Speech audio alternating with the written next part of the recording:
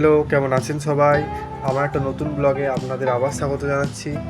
সকাল এখন 11টা বাজে আর এখন বসেছি একটু কেক বানাতে। আর আজকে যেহেতু একটা স্পেশাল ডে, ভেবেছি একদম রেড কালারে বানাবো, কিন্তু বেসটা থাকবে একদমই সাদা, কারণ ওইসবে আমি কালার একদম পছন্দ করি না। আর আজকে একটু বানাচ্ছি নিজের হাতে কিছু রান্না, কারণ প্রত্যেক দিন তো মাই রান্না করে, আজকে নয় একটু হেল্প বলা চলবে না, মায়ের জন্য একটু ছোট করে কিছু আয়োজন করছি। প্রত্যেকটা দিন তো মাই রান্না করে খাওয়ায়, আজকে নয় আজকে আমিই বানিয়ে খাওয়ালাম, যেটুকু পারবো করব। তো আজকে তো নিরামিষই করছি, মা বললো সেরকম কিছু করিস না, তবুও আমি জোর করে করছি, করতে দিচ্ছিল না।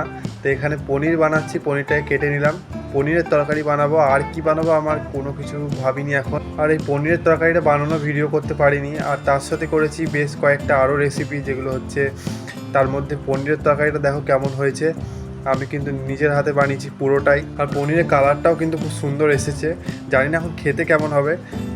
আর তার সাথে করেছি এখানে বেগুন ভাজাটা, যাই হোক পুড়ে গেছে।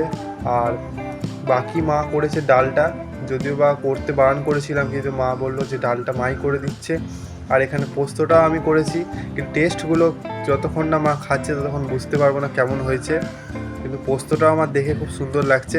মা একটু বেটে দিয়েছিল, আমি শুধু করে ফেলেছি এটা। আর ডালটা করেছে মা।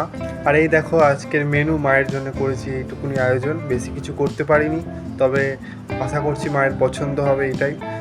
আর কেকটা ক্রিম কোটিং করে সব কিছু করে ফ্রিজে রেখে দিয়েছিলাম, তারপর বিকালে এখন চলে এসেছি এটাকে পুরো ডেকোরেট করতে। আর উপরে দিয়েছি জেল ক্রিম, আর দিয়েছি রেড কিছু ফ্লাওয়ার করে, আর ক্রিমটা দিয়েছি পুরো একদম সাদা। আর উপর থেকে এখন দিয়ে দেবো কিছু সুগার বলস, তাহলেই একদম আমার কেক রেডি হয়ে যাবে। বাকি এরকমও সুন্দর লাগছে, এরকমও রাখা যেত, কিন্তু ওইগুলো দেওয়ার পর আরও সুন্দর লাগছে, দেখুন দেওয়া হয়ে গেছে। আর এখন মনে হচ্ছে কেকটা পুরোই সম্পূর্ণ, এখন আরও সুন্দর লাগছে দেখতে। চলুন এটাকে ফ্রিজে রাখা যাক।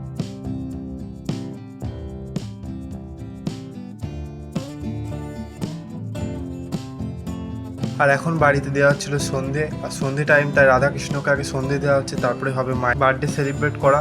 মা তো একদমই করতে চাইছিল না, তাই এবছর একদম ছোট করেই করেছি। আর এখানে একটা টপার দিয়ে দিয়েছি বার্থডে, তার সাথে একটা মোমবাতি।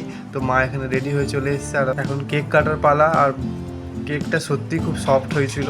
তো ফার্স্টেই তো মা আমাকেই খাওয়াতে চলে এসেছে, আর কেকগুলো আমি কেটে কেটে একদম প্লেটে রাখছিলাম সাজিয়ে। সত্যি কেকটা খুবই অসাধারণ হয়েছে, দেখতেই পারছো কেমন লাগছে। আমি এখানে তো 2 পিস খেয়ে ফেলেছিলাম। যাই হোক, ব্লগটা আমি এখানেই শেষ করছি।